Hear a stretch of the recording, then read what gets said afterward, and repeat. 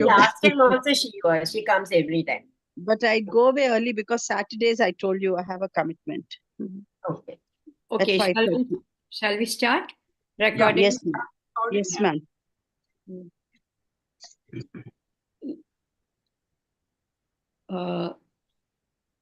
Yes, certainly. I welcome all of you to the 45th session of Trivandrum AIWC Trivandrum Branches Literary and Cultural Forum. We meet today under the shadow of the big the tragedy that has happened in Wayanad, and it is very sad that most of it has happened mainly because of a human error or human arrogance and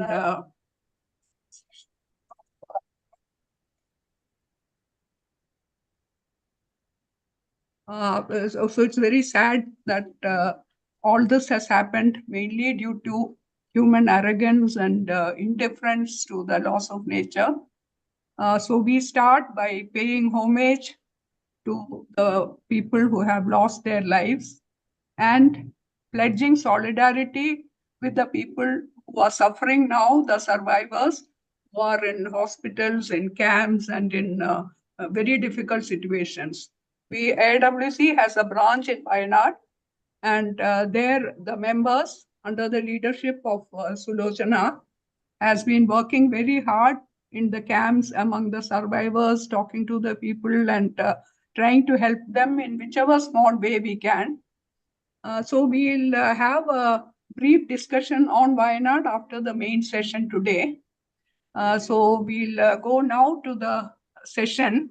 I know that most people join very keen to listen to Dr. Jamila's introduction of the subject, which is as attractive as the talk that follows. But today they are in for a little disappointment because Dr. Jamila is unable to join due to some personal emergency. Dr. Kamini will be conducting the session. So I welcome Lakshmi Priya, Dr. Lakshmi Priya to this session. A very warm welcome. And I request Dr. Kamini to carry this forward. Over to you, Kamini. Thank you, Usha. Let me first wish all of you a very good day. As Usha said, everybody enthusiastically logs into this program because they would like to listen to Jamila teacher's introduction. But I'm sure all of you are in for a disappointment because I'll be coordinating it. I'm not Jamila. So things are going to be different today. But there's so much to look forward to. We have the speaker, Mrs. Lakshmi Priya, and she's going to talk on culture and she's going to talk on Indigenous life and letters, the Kerala experience. And as Usha has said, this is the 45th session under the Literary and Cultural Forum. G20 New Delhi Leaders Declaration calls for the full recognition and protection of culture and encourages the international community to protect the living cultural heritage of Indigenous people. Indigenous people, what is the term? What does it mean? Indigenous people in India comprise estimated population of 104 million or 8.6% of the national population. So AIWC is a collective term for the tribes of Indian subcontinent who are claimed to be indigenous people of India. It refers to any of the various ethnic groups considered to be the original inhabitants of the Indian subcontinent. Kerala is the homeland of a number of tribal communities, and these communities vary from one to another and lay at different stage of development. The legacy of inequality and exclusion has made indigenous people more vulnerable to the impact of climate change and natural hazards, including disease outburst. These marginalized people are facing a lot of crisis in survival, and the indigenous tribal languages are endangered too. The neglect of the mainstream society and the government and the destruction of the habitat have made their lives miserable, and also the indigenous tribal literature are endangered. It is in this context that the new generation of the indigenous people seek to document their survival problem through poetry in the tribal language itself. So let us see what our esteemed speaker has to talk about in this context. Dr. Lakshmi Nair, she is the assistant professor in Institute of English at University of Kerala. And she's got 15 years of teaching experience. She was the recipient of National Fellowship Government of India for excellence in undergraduate studies. And she was awarded PhD in English Literature and Language by University of Kerala and in 2014. And she is a supervisor under the University of Kerala with 4 scholars under her guidance. And one of the scholars is working on select oratures of the Paniya tribe and eco-semiotic study. And her publications include books, research papers in international and national peer-reviewed journals. And she also has published in journals and anthologies of poetry. She is a bilingual translator, still experimenting with moving text from Malayalam, which is her native language, into English and vice versa. She was also featured in translation because she has felt the urge to place the creative expressions of the early settlers of Kerala, known as AIWC, in the global platform. She was the principal coordinator of the 2-day National Conference on Ecological Compositions, Indigenous Responses from India and Canada, funded by University of Kerala and Shastri Indo-Canadian Institute, New Delhi, in 2023. The highlight of the conference was a session where poets from indigenous communities across the state and read their poems. It was performative by nature, and the audience wholeheartedly participate in a happy exchange of ideas. That is why we have Dr. Lakshmi with us to highlight more on this aspect. She is also a member of the Senate, chairman of the Board of Studies, and she has been invited as a lecturer in many institutions. And also she is the vice chairman of a curriculum revision committee on gender and education. Apart from this, she also offers courses on Kerala studies with special focus on indigenous literature, regional literatures in translation, and decolonial theory. So I'm very happy to welcome Dr. Priya on behalf of AIWC Trivandrum. Welcome, Lakshmi. Thank you. Thank you. I also deem it a pleasure to my pleasant duty to welcome our patron, Mrs. Indra Ramakrishna Pillai, who's the patron. Also, Usha Nair, Bhuvaneshwar Ravindran, who has represented Kozhikode, and also Rama Anantram. I see there. Kalpana Roy Ji, Nirupama, Indrani Sengupta. So, wish you welcome to our session. Thank you. Over to you, Lakshmi. Yeah. Can I start sharing the screen now? Yes, please do.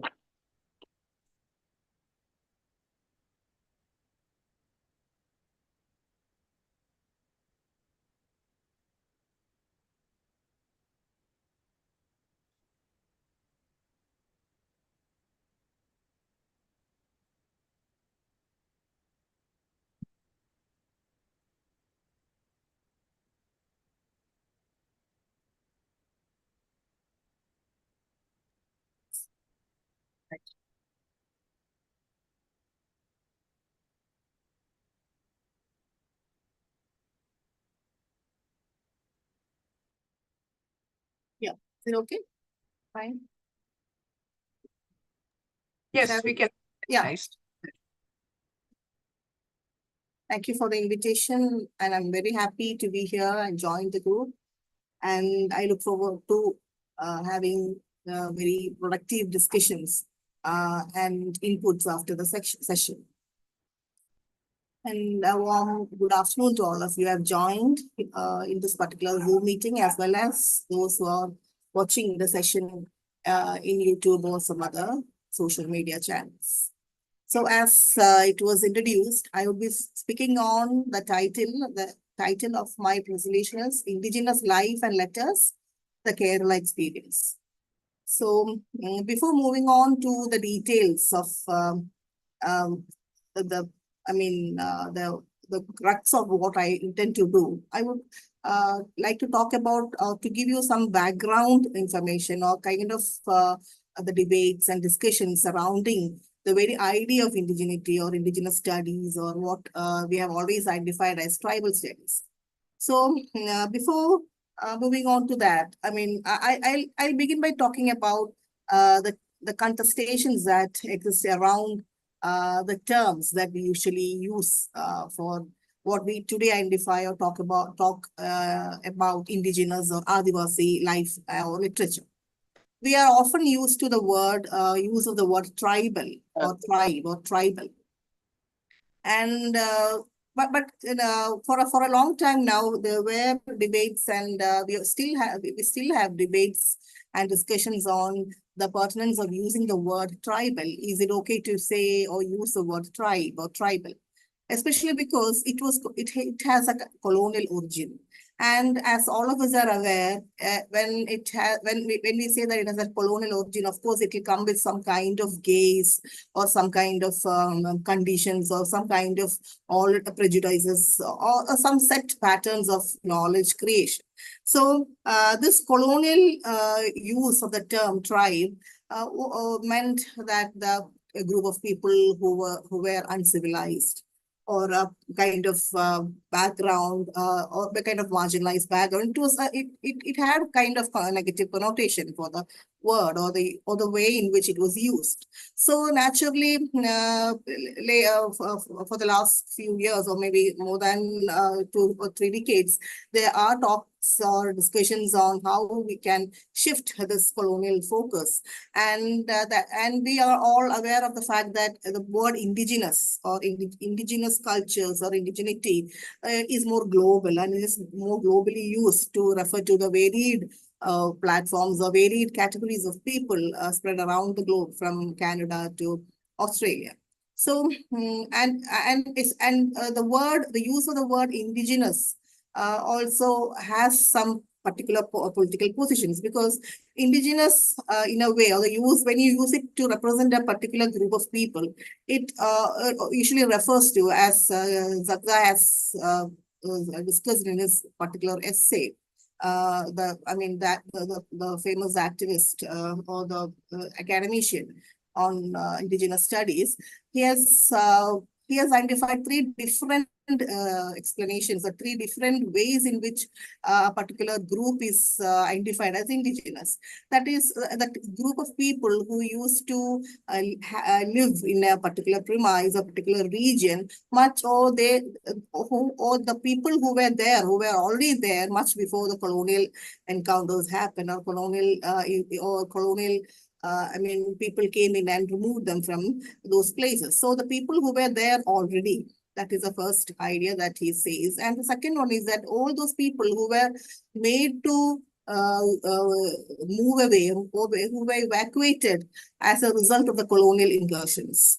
And also that is the second idea that he say, the point of identity that he puts forward. And the third one he says is that all those people who follow a specific pattern of life, living social and cultural structures and ways of life, apart from apart from the nationalist idioms and practices or paradigms of rules and regulations. So these three, as he points out in his particular essay, talks about the ways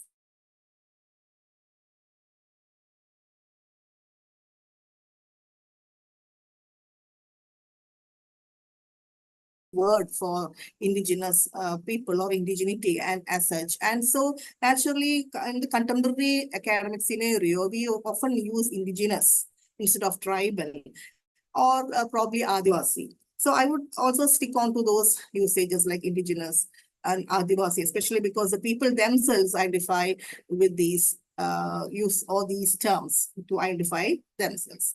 So that is the first point that I would like to share, the various ways in which the term, even the very term, because it is a very sensitive issue when you talk about indigeneity and indigenous people and their cultures. It is a very sensitive area, and we need to be very careful when we tread on those premises. So this is the first point that I would like to share, and how even the term, the naming itself is problematic and very sensitive and should be handled with care, much care and sensitivity. And in this particular discussion, I would like to focus on two different things, or maybe the discussion would lead in would lead in two different levels. And in the first session, or the first part, as such, I would like to focus on the ways, indigenous ways and ways of life and practices in general. That is, I'll explain it more shortly. And then again, that is a kind of broad understanding of the indigenous ways of life. And again, I would like to pick out certain specific readings of indigenous poetry from Kerala, which would mark these ways of life and life practices.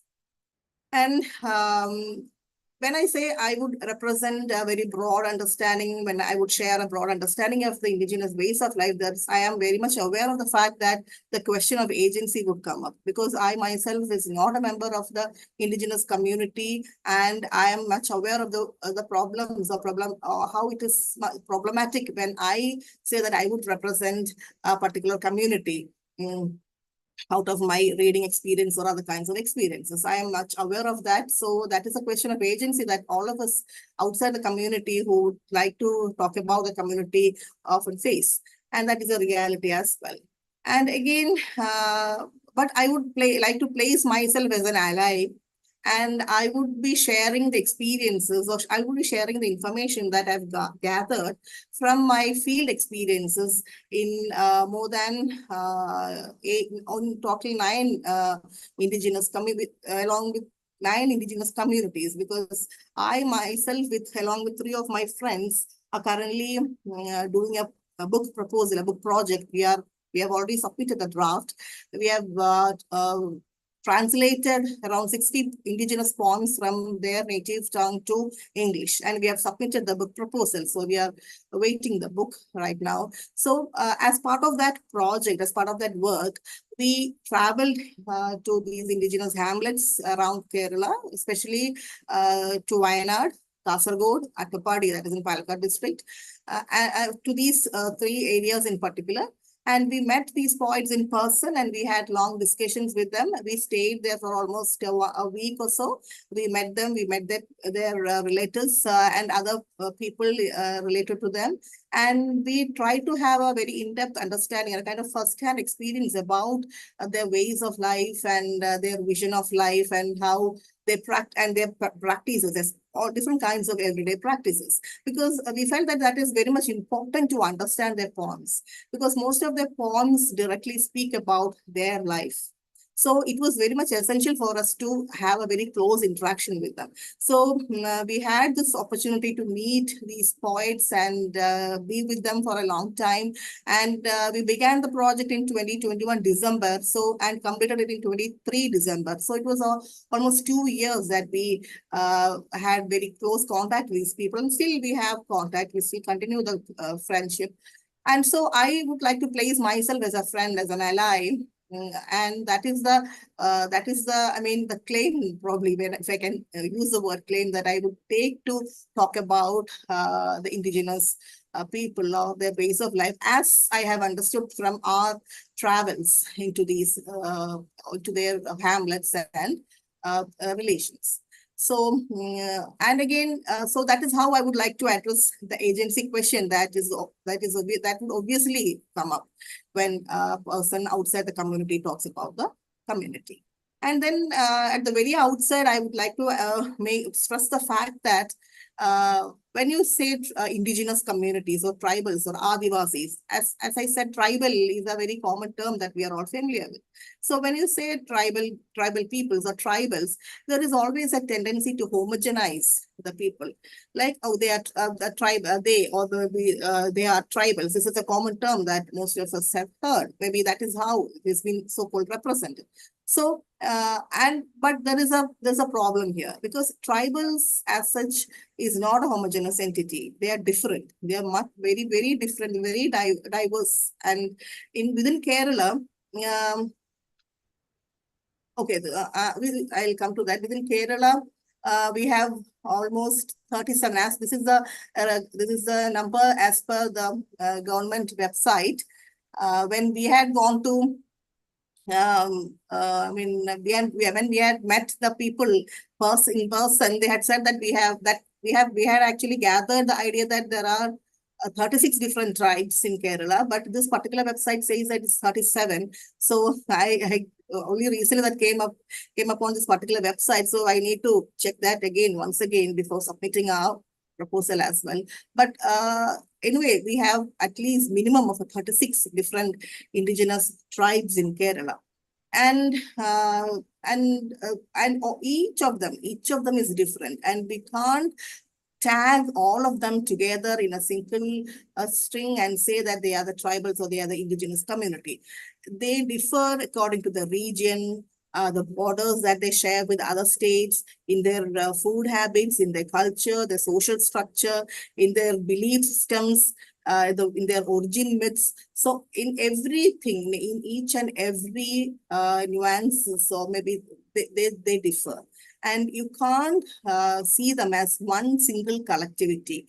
And we know that Wayanad, Kasaragod, Palakkad, and the border Trivandrum as well, and again Idukki. These are the places where you can find Kollam, Trivandrum borders as well. These are the places where we can find we can find tribals. Indigenous people more. So we have these settlements more. So and they differ as per the region. They differ as per the ways in which they have evolved. They differ as per the social structure that they follow. So this is a particular point that I would like to clear about, or to make or to have, that all the people who listen to this should actually, I really wish that we need to have this clarity from now on, at least, because there is a larger tendency to homogenize, especially that is how things have been moving on at the contemporary times in India as well. So, so this is a pertinent point, and I hope that we have gone through the names. And again, I can say that the list shows Adiyan first. Adiyan. They are the tribe based in Wayanad. And the people who belong to the Adiyan community nowadays, they don't identify themselves as Adiyan. They identify themselves as Raula. Raula is a community to which C.K. Janu also belongs. We are all familiar with C.K. Janu. C.K. Janu also belongs to the Raula community, but this is being identified as Adiyan.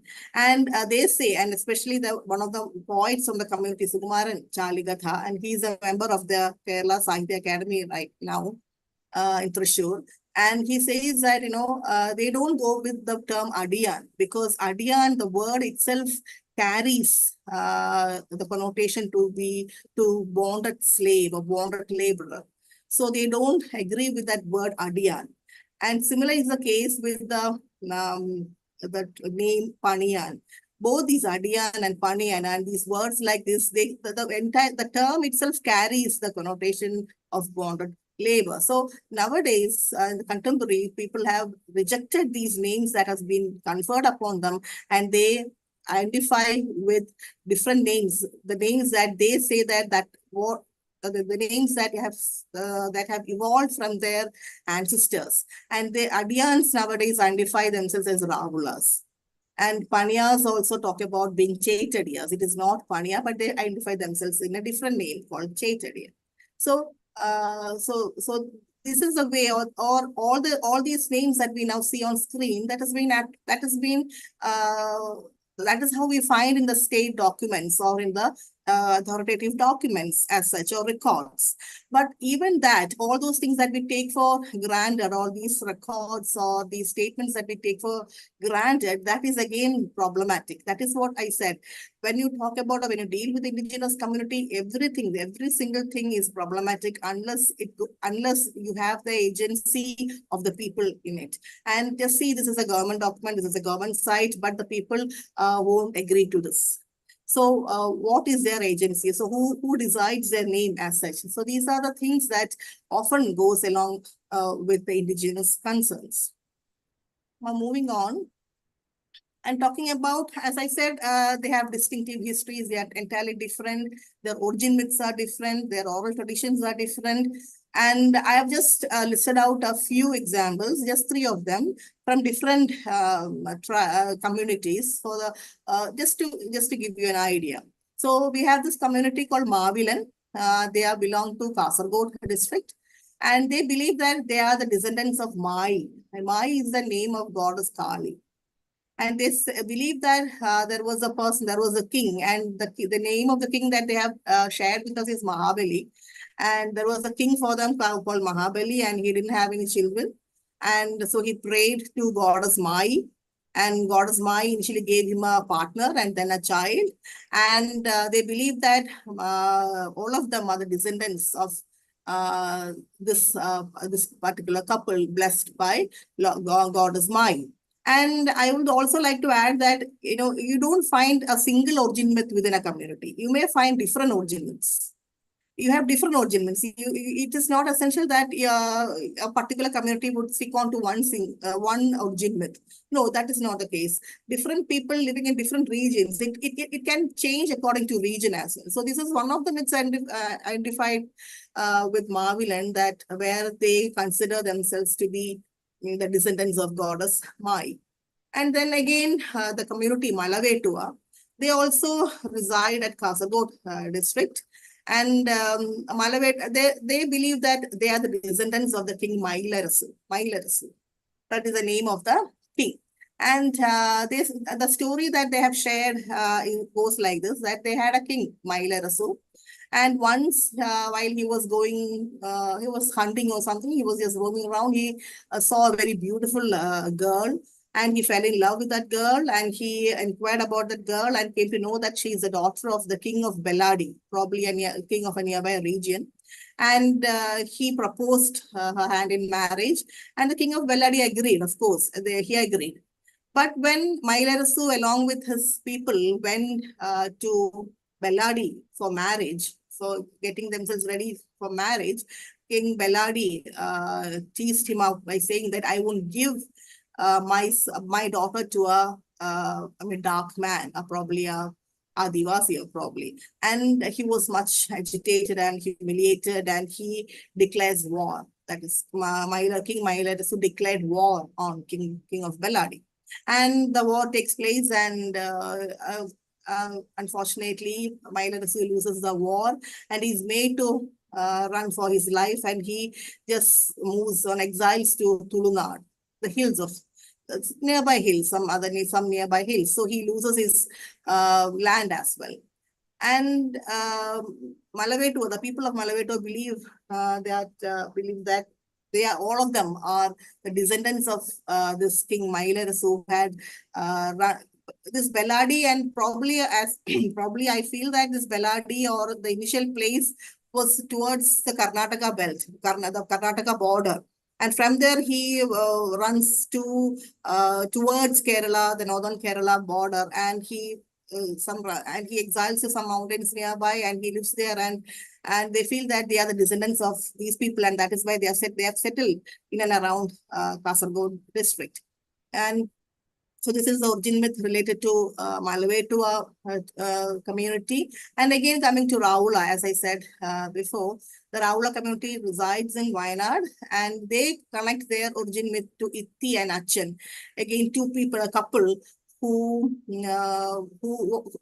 these Itti and Achan are the only people who remained after the world ended. That is what they believe. The world came to an end, but Itti and Achan remained. And with the help and blessings of their god, Malakari, they set up a community. And Raula people, this is one of the myths connected to the Raula people, connected to their origin by the Raula people. And they feel that this is their origin myth. That is, they are the children of Itti and Achan. So each community has one or the other stories that is related to their origin myth. And it is very vibrant, very much, action. You can find that it is based on wars, conquest, or maybe kind of belief systems. kind of, there are journey motives inherent in those myths where people have moved or migrated, and it's based on, again, survival instincts. So all the communities that we personally visited had similar stories to share. So this is all about the origin myths or the oral traditions. And again, it is from these myths and stories that their tradition of storytelling begins. Storytelling, I would elaborate later on. It is a very important part of their everyday life. And so it is from these stories, they don't have it written down anywhere. All these three stories that I just shared, it is not written down anywhere. It has been passed down generations orally. So when you pass it down, maybe it will have changes or it will have additions. So this is the way in which it has been carried on. And as I said, each community throughout the state has similar stories to share. And talking about the land and the people, as I said, we have Wayanad, Kasaragod, Palakkad, Attapadi, and for our work, we had focused on Idukki, Attapadi, Wayanad, and Kasaragod. These are the 4 regions that we had chosen for the work, and the points that we have selected also belong to these areas.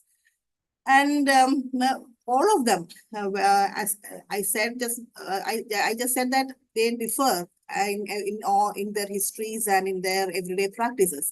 But for all of them, the way in which they perceive land is almost the same, because land for them is not a private property. Land is not an economic business. Land for them is part of their own well-being. Land is not something that is apart from them, it stands apart, that we claim. No, it is not. Their land is their life. They don't see it as a separate entity as such. That is something that we can find in common in all the indigenous communities, the attitude that they have towards land. It is never a private property, because earlier on we know that they had settled in forests. They were content with whatever they got from the forest. And in our personal interactions, we have realized, people have talked to us saying that, we never had this habit of saving for the future. We never saved anything for the future, not even for tomorrow, because forest gave us everything, what we need today. What we need today, it gave us everything. So there was no need to save for the next day. So that is the way in which they lived hand in hand with the land or the soil, or maybe, and they considered land as God-like as well. So this is a very important point, and quite different from how the mainstream society, who call ourselves progressive, who call ourselves much developed and modern, claim. It is entirely different. And that is why in the contemporary scenario, we have these climate change issues, and we have sustainability studies going back to indigenous knowledge formations. We are in the contemporary scenario, we are moving back to these traditional knowledge formations posed by the indigenous systems to find ways to contain climate change. So that is where the academic concerns has reached right now. And again, talking about the kingship patterns, most of them lived as a collective. They had their own social structure. And they belong to clan. The term kulam that I have written down here is called clan. The kulam is a name for clan. And they identified different clans, and each community would have many subsections. So many subsections of kulam subsections, and it varies. And maybe it's a particular community will have more than 38 kulams or more than 50 kulams. It differs. And again, Kudi and Illam, all these refer to the internal subdivisions within a community. And people will, and it's mostly it is matrilineal. In most cases, it is matrilineal. And people belonging to the same kulam won't marry each other. It is not allowed. It is not at all allowed, because people belong to the same kulam, they are considered siblings, so they are considered very close relatives. So you are not allowed to marry from within the same kulam. So this is the way in which it was divided. And again, talking about habitat, as I said, they lived as a group, and they call it Uru, maybe the hamlet. Uru means hamlet or the small village. And most of them lived as a collective, and in some in some communities like Mullakuruma, again based on Wayanad, they had a different set of habitats, like some people living together, forming a small circuit, and then it becoming a part of a larger unit. And then it is divided according to geographical or regional variations. So in a way, most of them lived as a collective unit, and they lived in close affinity with nature. And there was no one-to-one difference or no binary between the human and the non-human. Animals, nature, everything coexisted.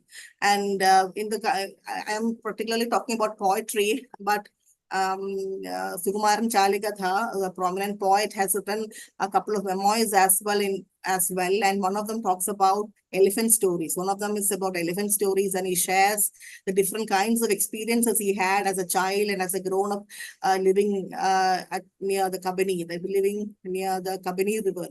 He lives near the Kabini River, where he had encounters with elephants, and the way and the joys and the also the tensions connected to that. So the habitat they have envisaged and they have practiced, it is not just a claim, but they practice it on an everyday basis. They live together. And in one of our field visits, we had often seen ourselves that, we see women going and crossing the river and going to the forest areas. And when asked, they say they're going to collect chappa. Chappa is what they say. Chappa means some kind of leafy vegetables, so leafy leaves that they can be used for preparation of a curry. And so they move in as a group. They go and collect materials for cooking, as well as for some, and they go fishing. Some other people go for fishing. So these practices still exist in their everyday life. So they are not afraid to move into the margins or the borders of the forest land. It is not that they're going and claiming the forest resources. No, it is not so. But they are moving in and around the area and premises and picking up their everyday resources. So today also, in the contemporary world also, where most of us have moved to a kind of fast food or different kind of food styles, they follow, most of them follow the same old pattern of gathering food and living as a collective, coming back and cooking and gathering in the evening, gathering, all of them gathering together and cooking and sharing the food. So I'm not generalizing all these things. I don't mean to say that this is how it is being happening in all the urus or all the communities, but I am just particularly talking about the Traveler community where we witnessed one of such incidents. And probably this is also true because even now, most of them still live together. They have not moved to different locations. Most of them still live together in a particular locality. And again, talking about livelihood and resources, as I said, as I was just mentioning, most of them in the earlier days used to depend on forest resources. And also Punam cultivation was there. Punam cultivation is like, I don't know whether you have heard about Punam cultivation. Punam cultivation means that you identify, people move in as a group, both male and female, probably children as well. That is the way in which they used to have their farming in the earlier times. They move in as a group. They clear a part of forest. They sow and they cultivate. They use that place for cultivation. And once they they just leave that place and find a new locale. So it is a kind of shifting cultivation. Punam cultivation can also be called as a shifting cultivation, where they initially identify a place, live there for a few months, cultivate, get the result, and then move on to another place, clear that place, again cultivate there. So this is how they used to, once upon a time, they used to move around for Punam cultivation, also called shifting cultivation. And nowadays they have moved to different jobs. In the contemporary scenario, they have moved to different jobs. It is not essential that I don't think they have Punam cultivation right now. They have personal farming, as well as they work together, and also they have moved to different kinds of jobs, different outside their community, outside their region as well. And talking about social structures, I said that each community They has, the way in which the social structure is being designed. It is also somewhat similar similar throughout the communities that we have visited.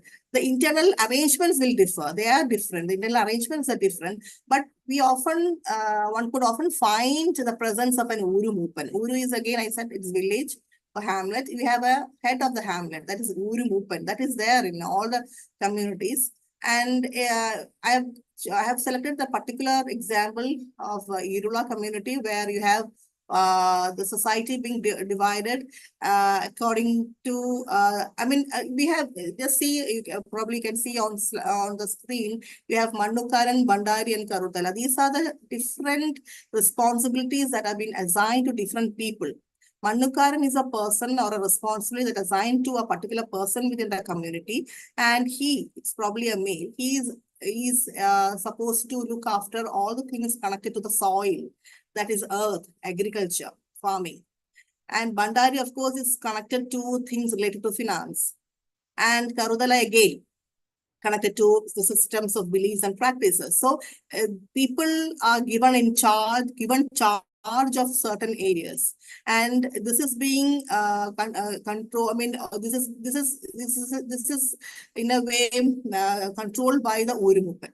And we also have Mupati. It is not just about Moopan, it is also about Mupati. And the people within the community often say that they don't have gender difference within the community. They have equal share of responsibilities, equal share of both domestic as well as social responsibilities, they equally share. So this is how they themselves perceive their communities. So this is the specific example of Irula community. Irula community resides in Palakkad or Attapadi region. And in that community, you have division, as mentioned here, like Mannukaran, Bandari, and Karudala. But this may not be the division, or this may not be the responsibility in some other communities, but most of the communities still have a Uri Moopan. That is a practice that they follow even today. And as I said, most of them go for a collective existence, even if in the contemporary world they have moved quite away for education, for many other, for job and all other things. But back in their Uru, they have a kind of collective existence. And coming to life practices, it is heterogeneous. I said heterogeneity is something that you need to say again and again when you talk about indigenous people. And I have given some examples of food, the regional food that they use. It is Kaniga, Vaichatumpuli, Skavat, Nara, and Nura. Their tubers and Nuvappan, Padira Kaipa. These are the words that they have used in poems also. They have written poems where they have referred to these food items. So, and I remember one of the poets saying that nowadays they don't get to have these things that they used to have, because we know the society, it has changed and people have moved out. And even he said to us that even if they plant some tubers or so, they don't get it back because some other people take it, and now their food habits are considered healthy. And they have been deprived of their own food because other people are taking their food saying that they are healthy diets. So this is, again, we know how the discourse of health rules our society. So they say that even we are deprived of our own food that we ourselves planned, because when we go to take it back, we won't find it there. So we have instances of such things being shared with us. And again, talking about belief system, that is very important. That is very important and very much pertinent to the contemporary scenario. And all the tribes that we personally visited, and most of them, I believe, they don't have a God figure like being practiced by the mainstream society. They don't have the mainstream gods. Even though the indigenous people are being largely identified as Hindus, probably that is the way in which the popular understanding has gone, but they are not Hindus. Indigenous communities are not Hindus. They belong to a different, they identify themselves as different. For them, as I said, each community has their own God figures. has their own belief systems, their own God beliefs. And they don't really identify with the prominent God figures that we often see. And if in Mavilan community, and most of their God figures are their ancestors. And the same when you talk about African indigenous people as well. They have very much importance to, they give much importance to their ancestors. And Theyyam, again, a kind of ritual they follow. It is conceived as the performance where the ancestors connect back to them. So, and again, in talking about Mullakuruma community from Wayanad, they have the space called Devapura. Every household didn't have such a place, but it will be there in one locality, a Devapura.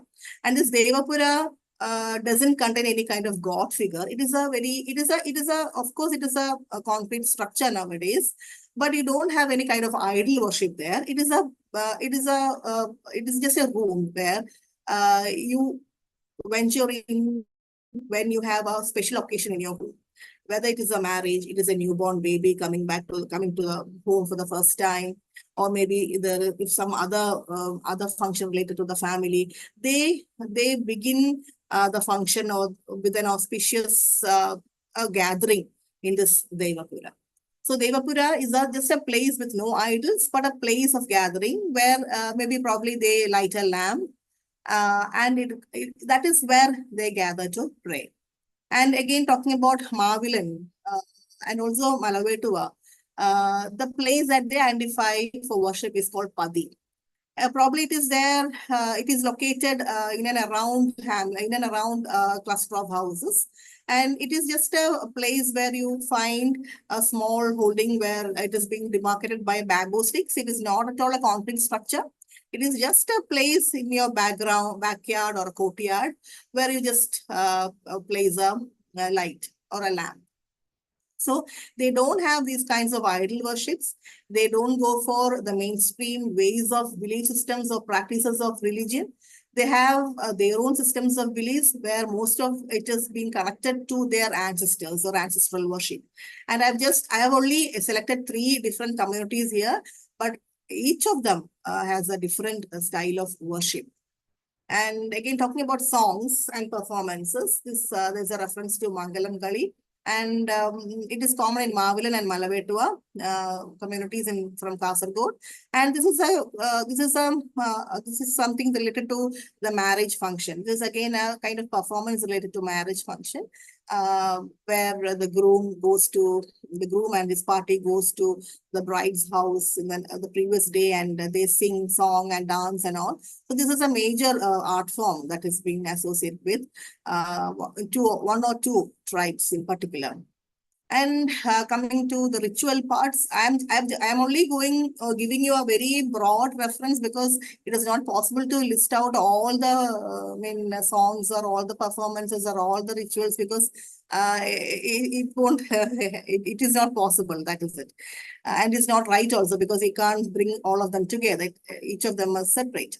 And about rituals, there is what we in our field work, we notice that the ritual associated with the puberty, female puberty, that is very much common among all the indigenous communities. Most of the indigenous communities we conversed with.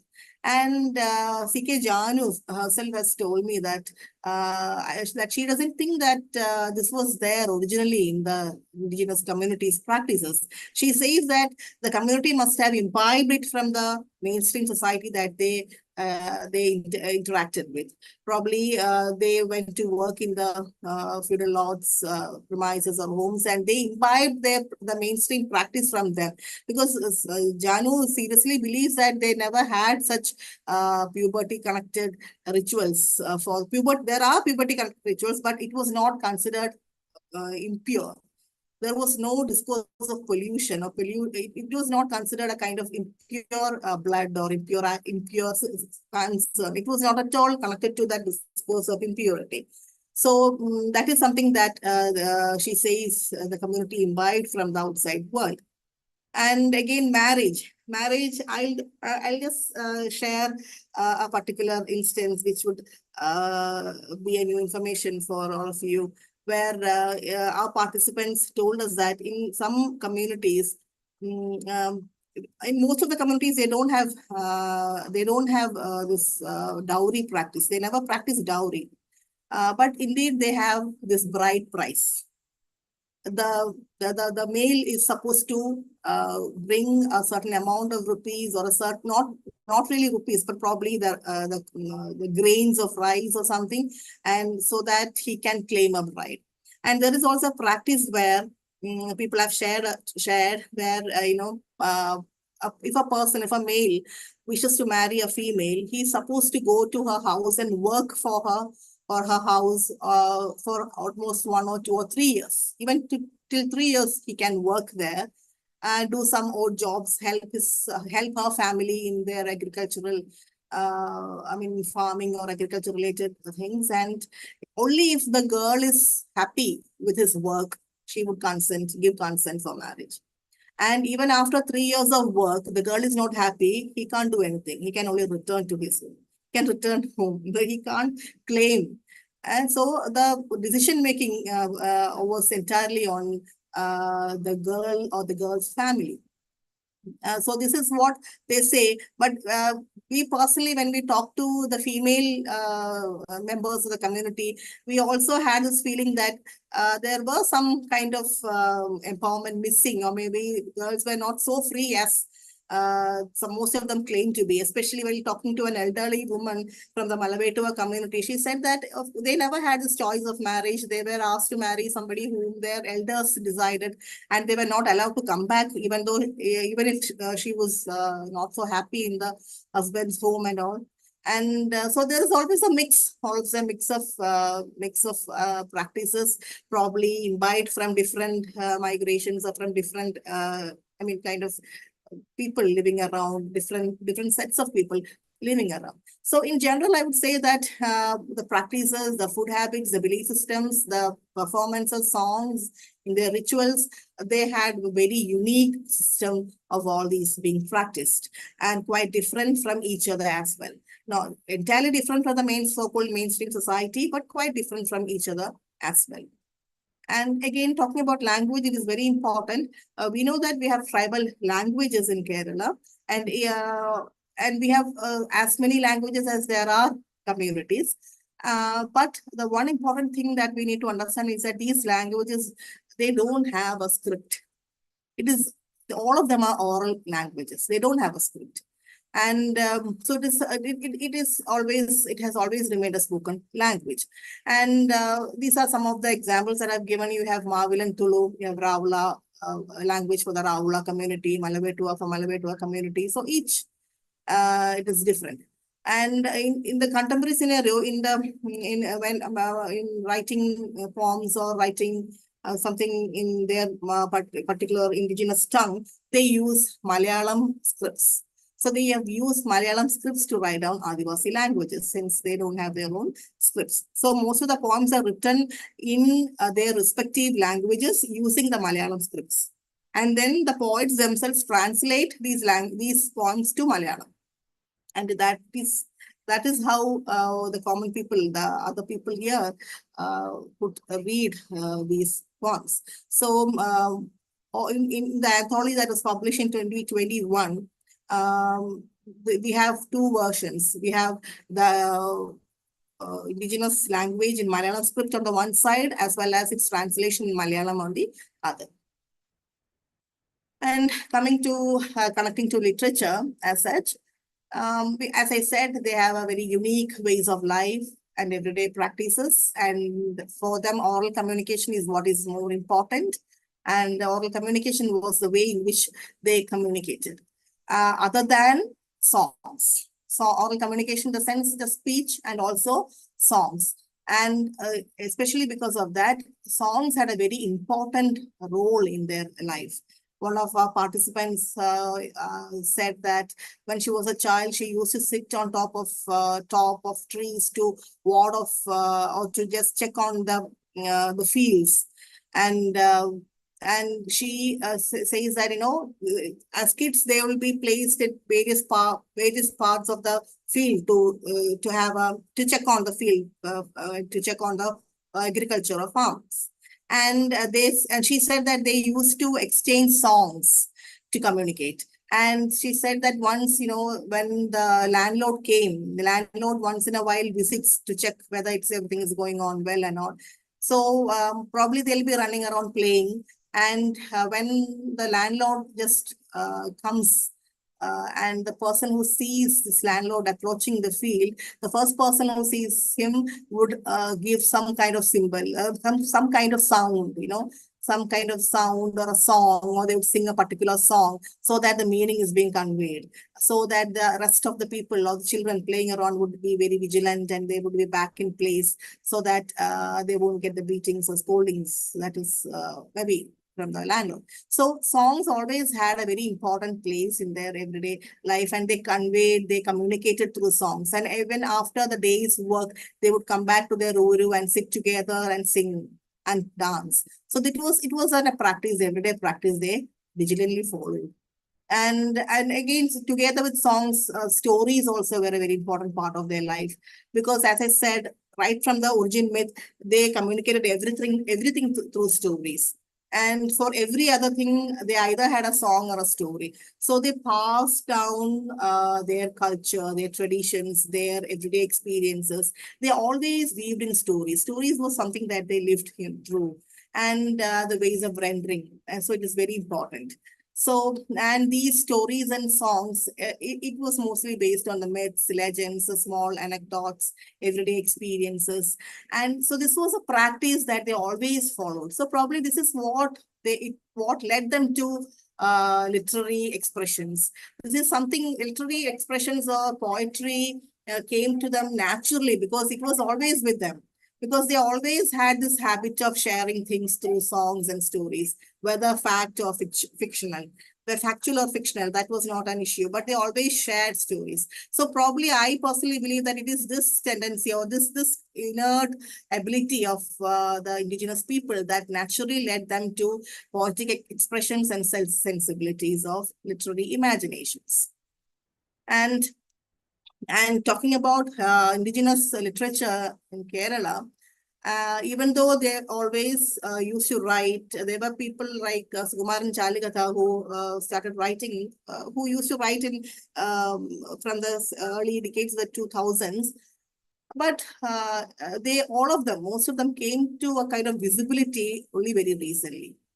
It was during the COVID times, pandemic times, that I personally noticed that there is a huge, there is a huge kind of, that we had actually missed on a group of or a team of poets that were very sharp and brilliant, because it was during the COVID period that we had the social media platform called Clubhouse. We had this Clubhouse, and it was a place, I hope you know that, it was a place where we used to have discussions. It was an audio platform, and we used to have rooms and people with similar interests used to gather in those rooms, and we used to have discussions. So it was in those online media platforms that I personally met a couple of, not just a couple, but a lot of, indigenous poets coming in. And before that, I only knew a handful of them, like Sukumaran Chalikatha or Ashokan Marayu for that matter. But it was after this Clubhouse that I personally noticed that there is a host of them doing well outside. And the first ever anthology titled Gotra Kavita was out in 2021. And again, Gotra Pen Kavitagal came out last year, 2023. And as you can see, you have first personal anthology, personal collection coming out in 2017. And you probably must have noticed the year 2023. Just see the number of books that have come out in 2023. And this was possible or made possible as part of a project conducted by a sir of working in a government college in North Kerala. And these collections are published as part of that project. I think that was Kairali Research Award. The project was based on the Kairali Research Award of the Government of Kerala. And I remember one of the poets working as a research assistant, and probably that work ultimately led to the publication of these much personal collections.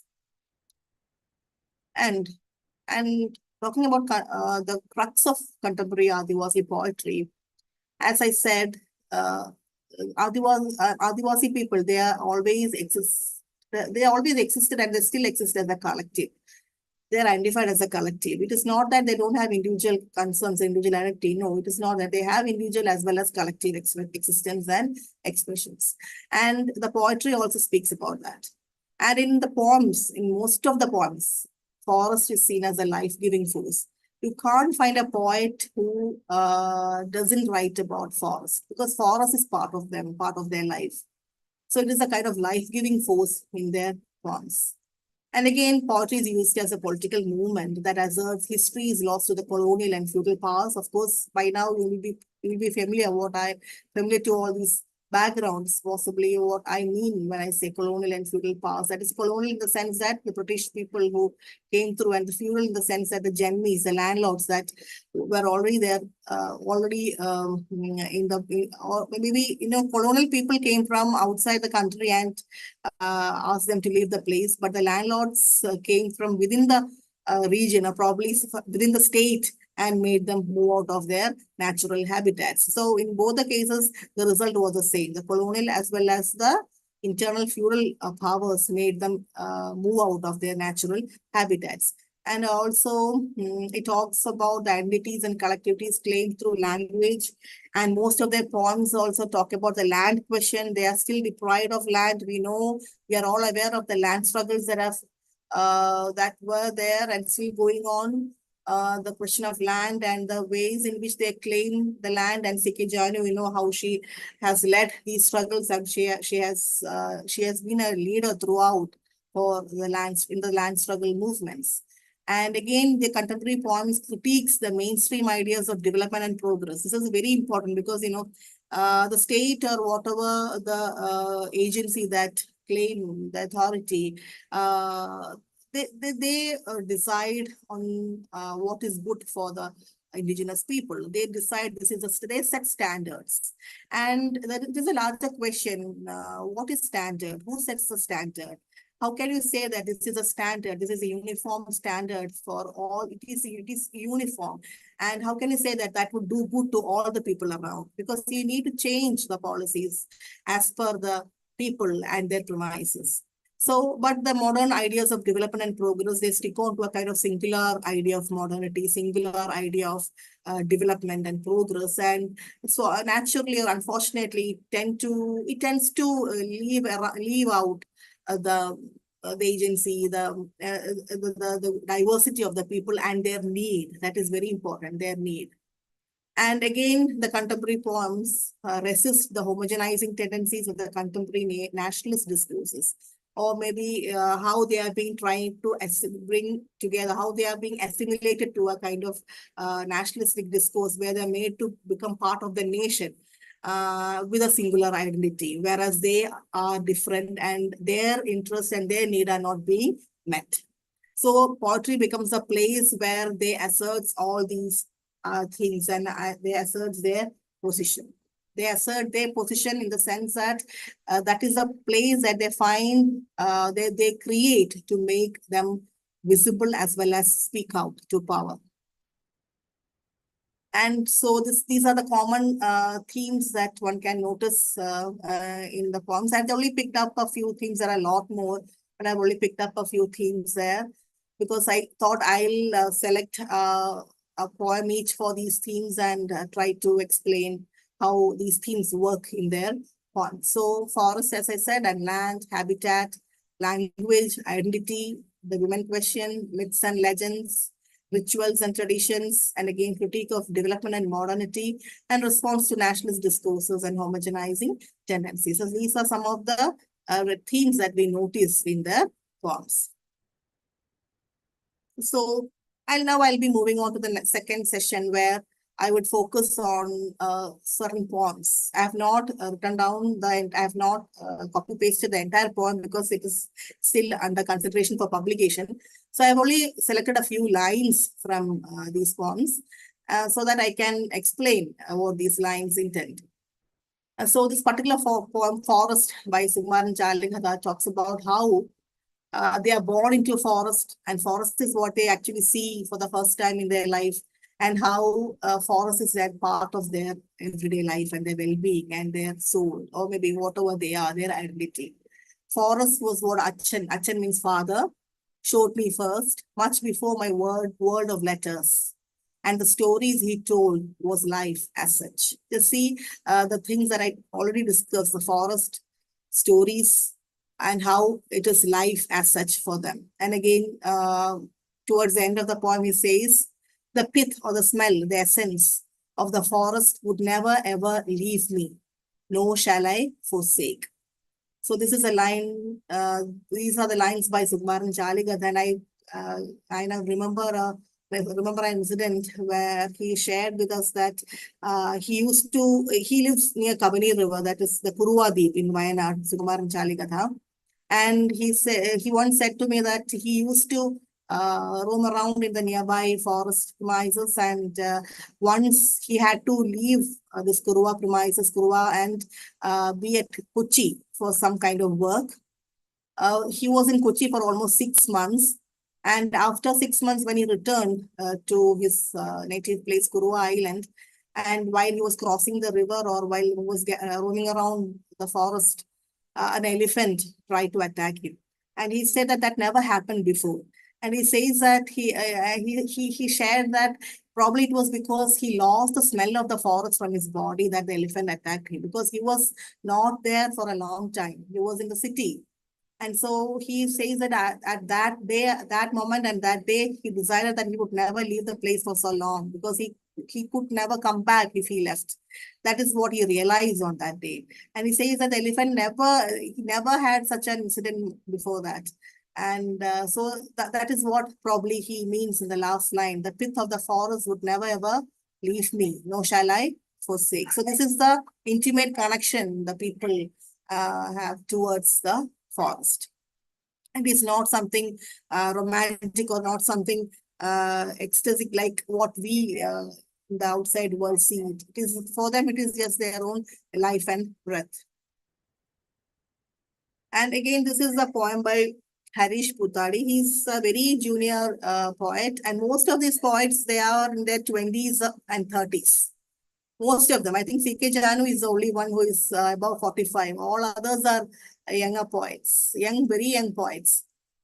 And this particular poem, Harish Putadi talks about the forest, that you need to be afraid of the forest. And this poem really reminds me of what we recently witnessed in Wayanad. And just see, this is a very prophetic kind of poem, I would say, because Harish is also from Wayanad. He belongs to the Paniya community of Indigenous people. And just see the lines: the forest flurries down, sands a place to be, sands a branch to hold on. Get horrified, scared stiff of the forest gushing through.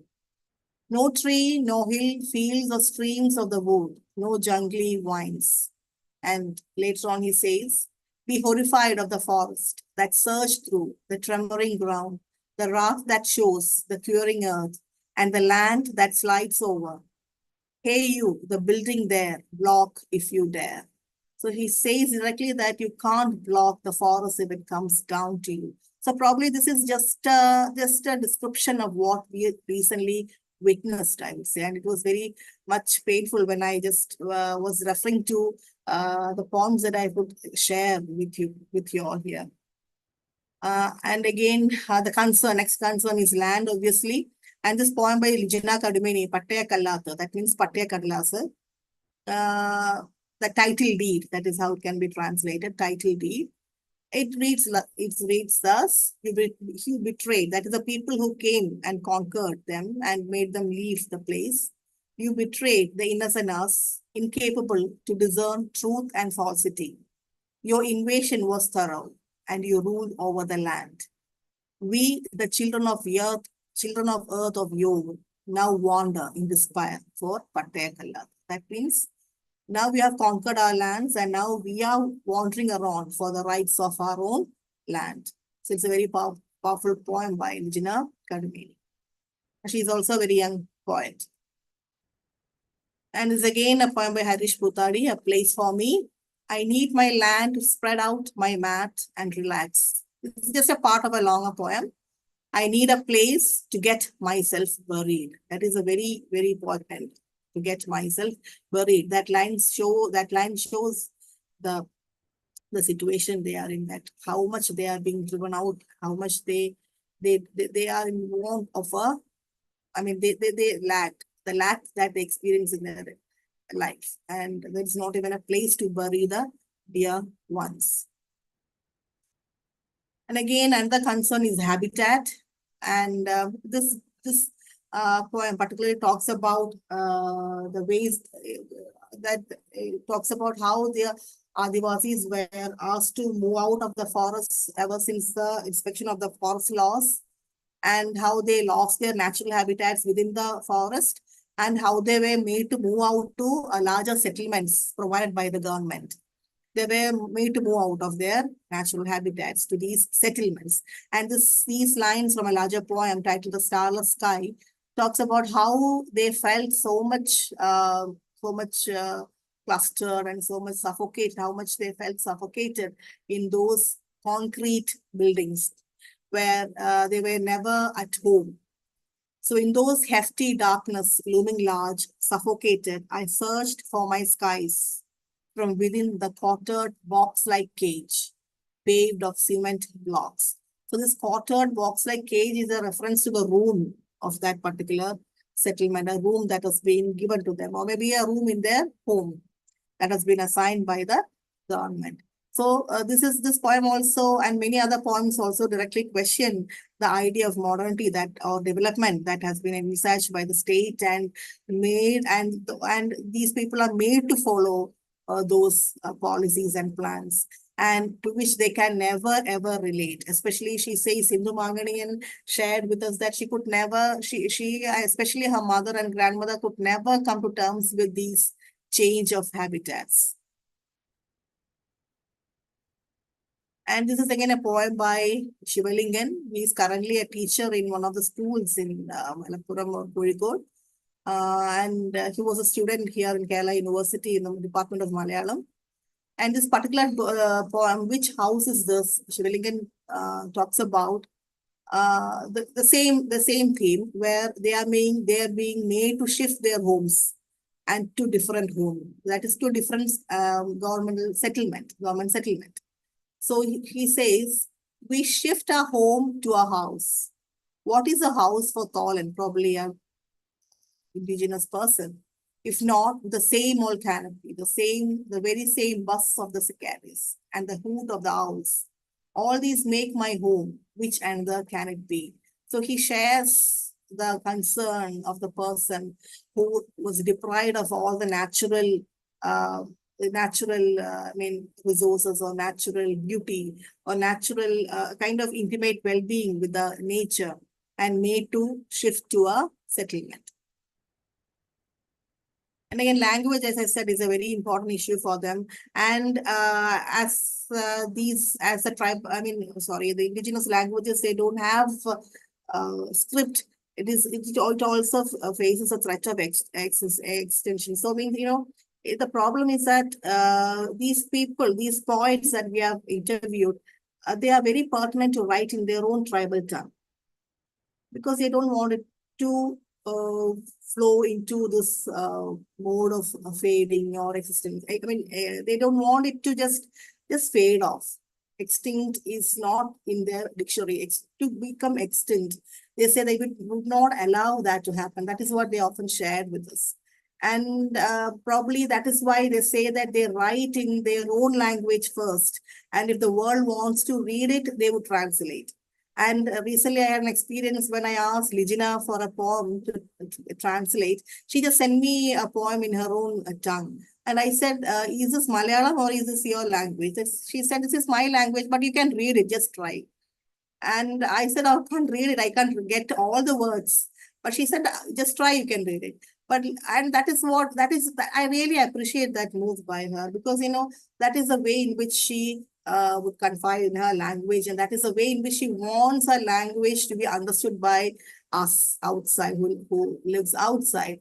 And that is a confidence that she has. And of course, I later asked her some doubts and she cleared it for me. But still, she just sent me a poem in her own language. So language has always been a very political issue for them, and they assert their politics using language. And this poem titled Language, could you ever come across my language, or at best listen to its resonance? I wandered, seeking the modern in the ancient past, yoked together words. So this is a part of a larger poem where he talks about the threat that his language faces right now, and the ways in which it gets fade. The various ways in which it is being sidelined or it just fades away, and the need to bring it back to life. And this is a very important poem. Which describes the idea of identity. It's by Sukumaran Chaligatha.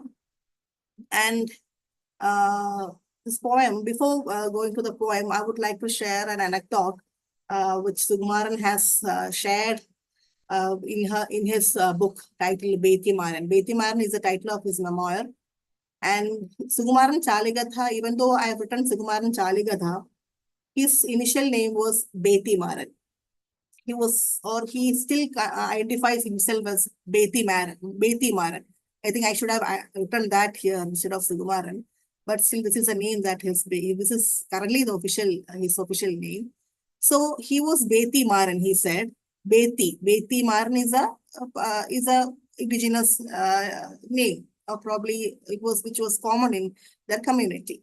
And he says that when he was taken to the primary school, when he was a small kid, when he was taken to school, the teachers there, teachers or somebody who initiated the admission process, asked him, what kind of a name is this? Beti Maran.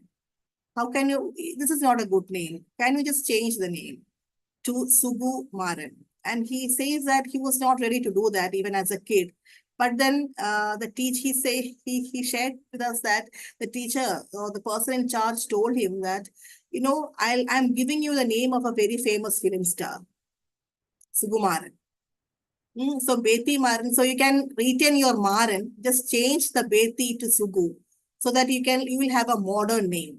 And you can be happy that you are having the name of a film star. I think you are familiar with the Malayalam film star Sugumaran. So he says that is how his name changed from Beti Maran to Sugumaran. In school records, his name became Sugumaran. And now he has decided to reclaim his name to Beti Maran, and he plans to publish that in Gazette and reclaim his name currently. So this is a true incident that happened in his life. And just see this poem, Identity, where he talks about the way in which names or the idea of name or the name is connected to the question of identity. Appa called me Jogan, Amma called him Kalan, Maman called him Kuran, Mami called him Kulian, and he was named Kuran. And later on, he says that the name seemed shoddy and all laughed at it. Some allowed and others subdued. And in the poem, he also gives us a list of modern names which was not laughed at. And again, he says, but no one laughs at the name in Kundu. Kundu means the Uru, hamlet. It is a good one, they say. The name of our Lord, Puran, Purachan. The Puran, Purachan is a reference to the ancestors considered God. So this is a long poem where he talks about how the indigenous names are being ridiculed or laughed at, and how the modern names have taken the place of the traditional indigenous names. And he says that when we met him at his Uru, he said that he introduced us to some women there, and he said that most of them are now Shanda. Most of their names are Shanda, but they are different, like Chaki. They have different names, Janu, Nani and all, but most of them have changed their names to Shanda nowadays. So that is the way in which assimilation has happened within the community, and the way in which they identify the modern, what is good and what is bad, probably not maybe good or bad, but the kind of complexity that works within the ways of forming identities. And again, the women question, as I said, this is a poem which talks about how a girl child is considered impure and asked to sit outside for a few days once she attains the puberty level or when she starts menstruating. And as C.K. Janu as I already mentioned about C.K. Janu, referring to this as a practice that they have imbibed from the mainstream society. But the particular poem by Thuratha means outside, by Lijina Kadumini talks about how how a girl child feels suddenly estranged to the ways in which she is being dealt with. Suddenly she becomes a stranger to her own body and she's being asked to sit outside. And the body, the girlhood, which was very much happy and playful outside, is suddenly asked to sit inside and remain there for a few days. This is a poem there. And this is a poem titled Women Like Wasps of the Wild. And this talks about a collection of a collective, women as a collective. This is a very important idea which is practiced in indigenous societies. Women are very powerful and they work as a collective. And in this particular line, it talks about two women going for collecting wood for domestic purposes. But the entire poem talks about different kinds of women engaged in different kinds of cause and how they identify each other or one another as a collective, and how their strength comes out and how they as a group carry the clan forward. They are the strength of the clan, and that is why the very powerful. And the poem says that in whatever way they feed their children, whatever way they take their clan forward. So they who fought together like the wasp of the wild. So they are being related to or called the wasp of the wild. You probably will get the image, the powerfulness of the image of the wasp of the wild. And this is very important. Probably this is the last idea that I would be, second last idea that I'd be sharing with you. As I said, indigenous poetry is very political, and they very powerfully resist the homogenizing tendencies that tend to remark them or tend to homogenize their separate identities, their diverse features into the one nationalistic rule or discourse. So this poem by Dhanya Vengacheri is very powerful, and it goes like this. It's titled Ramayanam. They asked me about the Ramayana and Rama. I know nothing about the Ramayana, nor am I aware of drama thereof.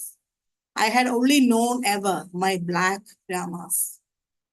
They who clear the forest to sow punam, the punam cultivation I mentioned earlier, who catch crabs from the canal side burrows, who were hurled stones at though they had been 8 feet away. That is a direct reference to the caste system prevalent in our region.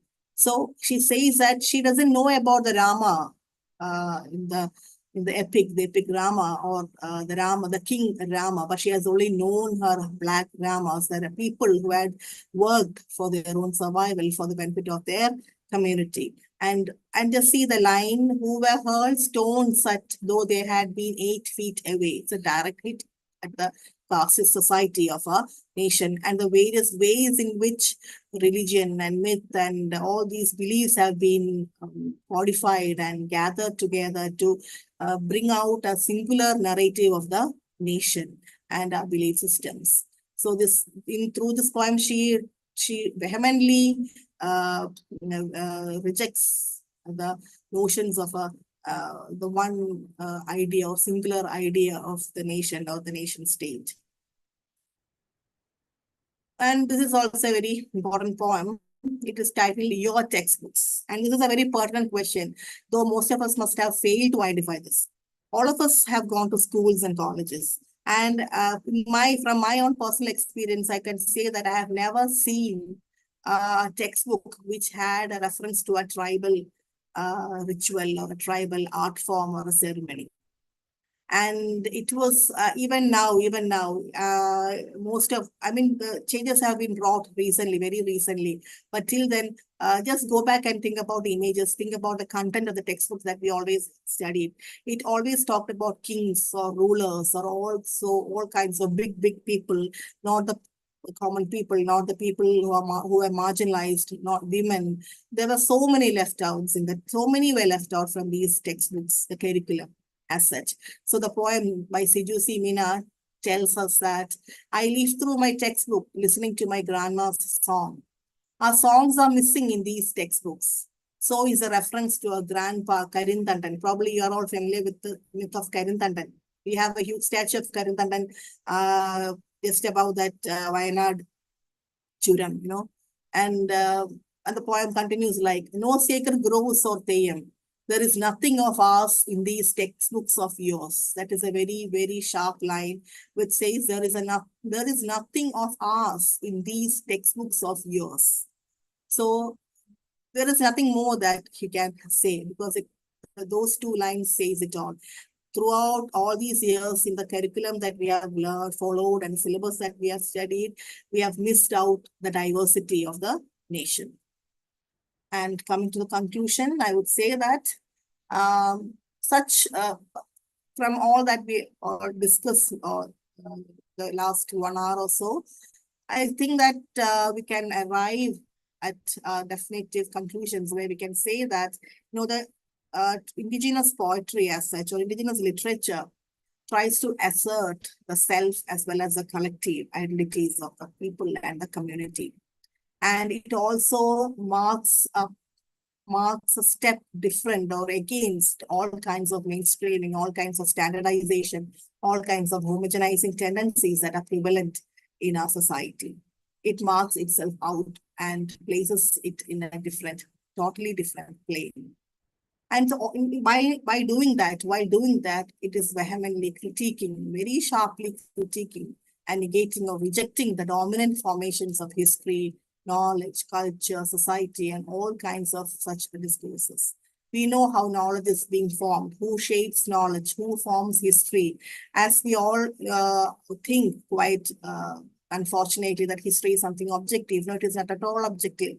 It is selective and subjective, of course. And knowledge, who forms this knowledge? Just now we discussed about the absences in the school textbooks. So what is the kind of knowledge that a school textbook puts forward? Is it inclusive enough of the different genders, different caste, or the different kinds of social realities, or the different kinds of marginalities? And so these poems question and challenge these dominant hegemonic formations of history, knowledge, culture, and society. And I would say that these poets, through their language, their writings, their poems in their indigenous languages, assert their identity, and they make use of language as a tool of asserting their identity. And their literature is nothing but protest. And it is resistance, it is protest, and it is also a way of establishing themselves and saying out loud that they are here and their culture, the society, their ways of life is also here. And they are also asking the people around not to cover them up with some kind of standardization or some kind of overview of or a kind of homogenized perception of them. So they speak out aloud to the world through their poems. So this is what I have to share. And I think I can probably add more if there is any question or a kind of discussion topics that you can have. Thank you. Thank you, Dr. Lakshmi. That was a wonderful narration of the life of the indigenous people. You've taken us to the tribal area. We are all so very much happy that you could present all the points there. Something that is special about your presentation is you are talking of experiences of encounter with them. That is the reason why you're able to talk so intensively to us. Thank you so much for your presentation, Lakshmi. Now the floor is open for discussion. Lakshmi, can you stop sharing? Yeah, sure.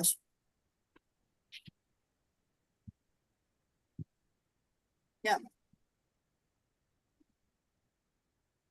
Come on, any questions or anything you want to discuss? Shall I Yes, start? I think that was a wonderful presentation, as Kamini said.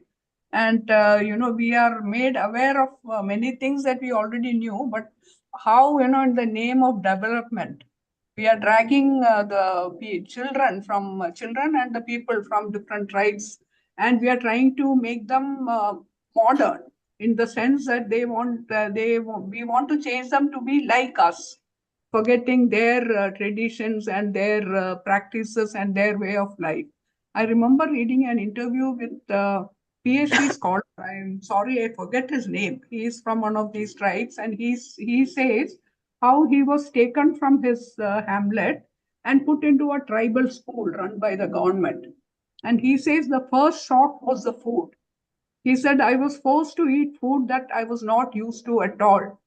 In my tribe, we were eating different things which were directly from the forest, from nature, and here the food was totally different. And the culture and the language, everything was different. He says, I still want to go back to my culture, but he was a PhD scholar. So no, he had spent many, many years in the mainstream education system. And he said, now I find it difficult because to survive, I have to be here and I have to work, I have to make a living. So going back to my culture becomes very tough. It is a very tough choice for me. So, the what we are doing in the name of development, who is to define development? So these are questions. And as you mentioned in climate change, the indigenous people's language is becoming a very, very important point of discussion these days. They all say that we must go back to the traditional wisdom, traditional knowledge, traditional practices. And it is a big way that they are talking now. And even in AIWC, recently, our president, Mrs. Kalyani Raj, had sent a circular saying that we are nearing our centenary. AIWC was established in 1927. So in 27, we'll be reaching 100 years. So as some special projects are being thought of. And one is this assimilation, collection of traditional knowledge from different parts of the country and bringing out, publications or research studies in that. So thank you, Lakshmi, for that excellent presentation, which gave us all a new way of looking at tribal life. And those poems that you read out were really very, very touching. That it shows how their mind works, how they feel almost, like they are alienated when they come and they are forced to study our textbooks, and they see that there is nothing about their lives in the textbooks. I hope things change, and people like you are in the textbook, in the curriculum committees and others. I'm sure that all of you working together will be able to make a change. Thank you, Lakshmi, for that very excellent presentation. I think I took more time. I didn't realize that I'm taking much more time. You need time to take Yeah. even, you need time for all this. Like, it was no problem. It was Yeah. very interesting, actually. Can I come in? Can I come in? Yeah, please go ahead. Actually, it was really very eye-opening. Not much dwelt into this sort of experience on tribal persons and all that. But it was quite painful, first of all. The poem, each of the poem had pain in that. And it was like we are depriving them of their own privacy, and like each of them, we can really feel that pain. And we are thinking how we are doing it, to these people. And we never thought about it. At least I have not thought about that in that sort of a thing. And one more thing is they're losing their natural habitats, the sound with which they are Yes. familiarized with, and their identity is also under question. And one thing I was wondering was that this webinar was planned quite early, like almost 1.5 months back, I think. But that time we didn't know about this landslide or the Wayanad thing. And that poem itself says about No, that. it says that. It's sort of a prediction of what is in store. It happens every year, but this year it has been very bad. So, and then you were talking about the climate change because I'm the member in charge of climate change. I'm more, I was interested in hearing that. The way they are sufficiency principles they're following, and also the minimalistic approach they have, sharing of resources. All these are things that we should learn. Of course, it's very difficult for us in our practical life, but we should try to learn from them. That's what, it is very useful. Very useful. At this time, particularly at this time that we are, having sympathy about what happened and what is in store for all of us. We don't know what climate change can do to us. Yeah, definitely the way it is moving, I think. We don't know what is going to happen. It's very nice, and it should have been a quite challenging job for you to translate it. You are saying there's no script, it's not written down. The stories are, in generations. So that would have been a great challenge for you. All the very best in your endeavor, and thank you very much for the. Yeah, Thank you. Dr. Srikala, you would like to say something? Yeah. Not able to hear your audio. Please unmute. Yeah. Yes. You hear me now? Yeah. See, it was a wonderful talk, and I'm very much interested in this tribal studies. So it was very nice listening to Dr. Lakshmi. And I was fortunate enough in listening to this poem, Thuratha by Lijana, in a women's gathering at Bharat Bhavan. So she read the original and also the Malayalam version of it. And I felt that this is poetry. What she read, that is really poetry. I'm so happy. I joined a bit late, but I'm so happy that I didn't miss the talk. Thank you very much. It was a very informative talk. Okay. Thank you. I have one question. I was just doubting that they were shifting their cultivations, that Poonam cultivation you said. How was it like affecting the ecology? Like, was it, could you understand that they are clearing up the forest? That's what caught my attention. Probably they cleared a small part of the forest. They lived there for months. They cultivated the place, and then they moved from that place. So naturally, the forest would come back there. Okay. It would regrew, right? So they moved from that place and went to another place. So that was the way they practiced. It's not practiced now, but earlier days. Yeah, probably that is what I understood from them. Because that was again the way in which they lived together, and they had temporary settlements. They did nothing to harm the land. That's it. Yeah, they never harmed the land for their own benefits. The cultivation also helps in, fertilizing. Fertilize, yeah. And they never use the land again and again. They just moved from that place. Nitrogenous becomes nitrogenous also that way. Can I read the comments written here? Before that, I think Dr. Manjula would like to say something. Manjula would like to say something? Yeah, because last time also she wanted to speak, but she couldn't unmute herself. Will you please unmute and talk, Manjula? She has joined from Coimbatore. Shall I read the comments now? Yeah, please, because I think she's able to unmute. Let her come. Let her. Vasanti has written the languages are categorized into Proto-Dravidian language, I hope. She has written there. Yeah, probably, yeah. Chitra K has written very informative yatra through the lives of our Adivasi community. Eye-opener, loved, enjoyed the session. Veena Jain, Lakshmi Priya ji, your detailed presentation is superb. You have covered every point of tribal's life. It's an eye-opening for me. Indrani Sengupta has written, the poems are poignant, reflecting the pain of displacement. Thank you for enriching our sensibilities. There is so much we are unaware of. V.T. Prema has written, wonderful presentation, ma'am. Wonderful. Yeah. Thank you, ma'am. Thank you. Very good. Very good comments. It's very close to my heart also, because, the experiences I had Looks like it. Looks that is why it is Yeah. all the more wonderful, you know. Yeah. Because you have direct contact with the people Yeah. and you've spoken to the people, nothing like it. Yeah, and Yeah. very close connection with all of them also. Yeah, it looked Close like the contact, way yeah. you presented, we could sense that bondness between you and the people there. Yeah. Thank you, ma'am. When we started off, I didn't know, I mean, I was not anticipating this poem's return.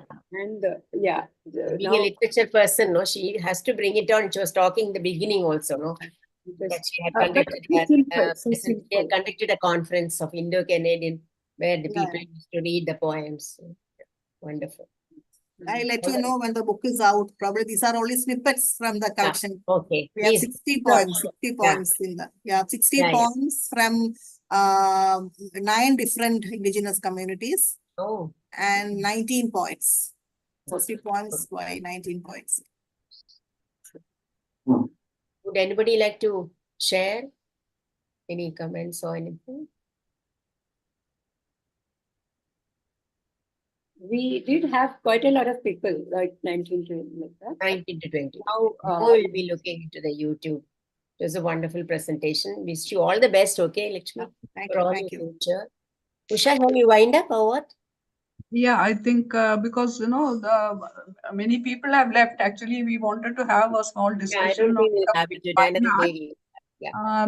Lakshmi, if you have time, you can stay on and we'll be happy to hear your suggestions. Otherwise, if you leave also, it is perfectly Sure. okay. I can stay, ma'am. It's okay.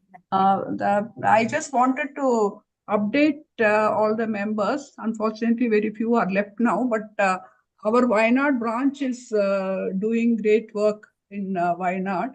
Sulochana, who's president of the branch, has been going to the camps and interacting with the people. So I am in touch with her. But what she tells me is that there is no need to send any things now. That is no material. She says clothes, food items and all.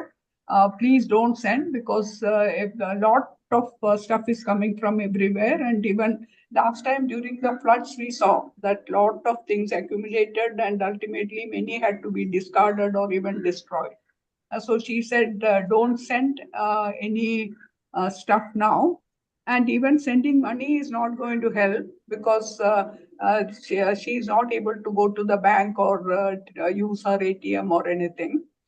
So what we discussed and what we decided was that immediately, whatever immediate requirements were there in the camps, she visited the camps, talked to the women and found out what were their requirements, which were not met by the government and other agencies. And those things in a very small way, she has purchased from the local market and given to the camps, items like sanitary napkins and undergarments and children's diapers, etc. So that small bit we are doing, and she said she's keeping in touch with them, and whatever requirements are there, she'll be telling us, and she will see how they can be procured and supplied in the camps, because it is not practical to collect things from faraway places and send to them now, because transport systems are not working well.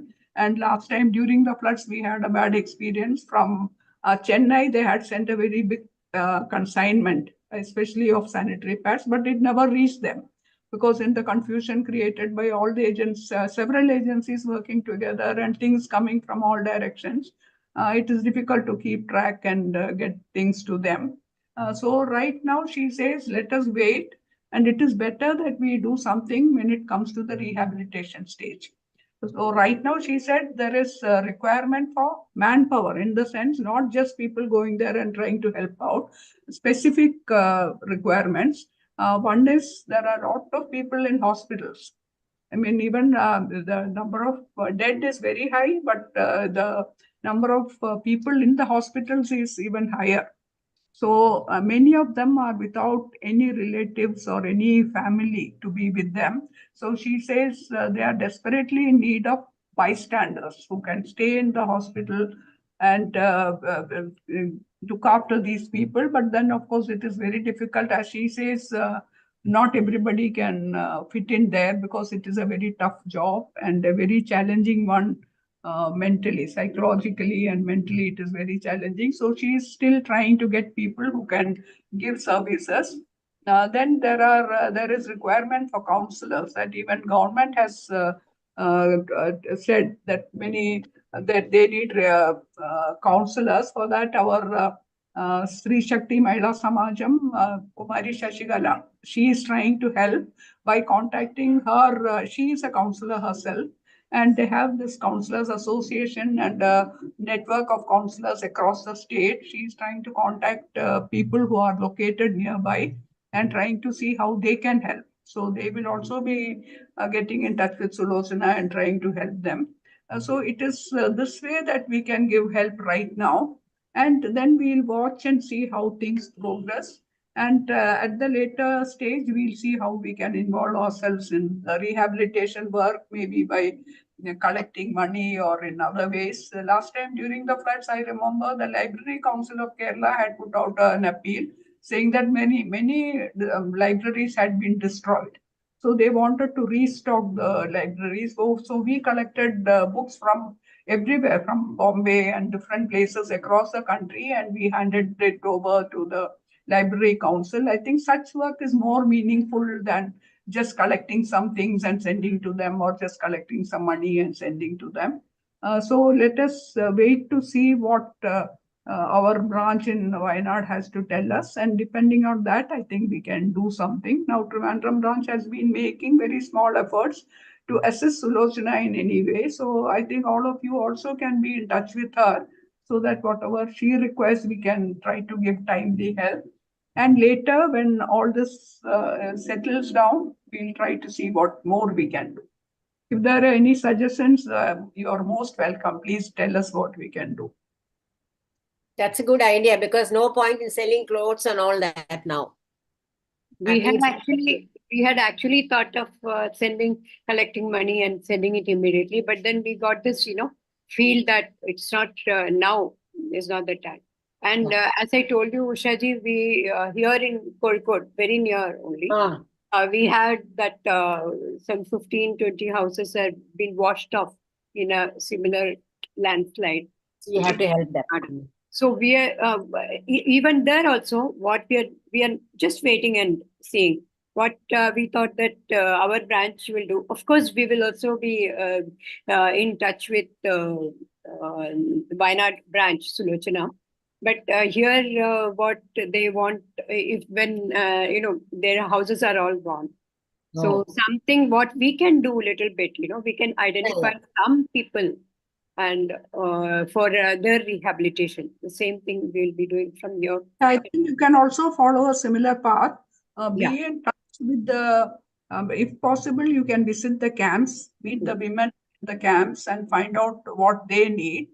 And also be in touch with the local authorities like Panchayat or municipal authorities, and find out from them what is required.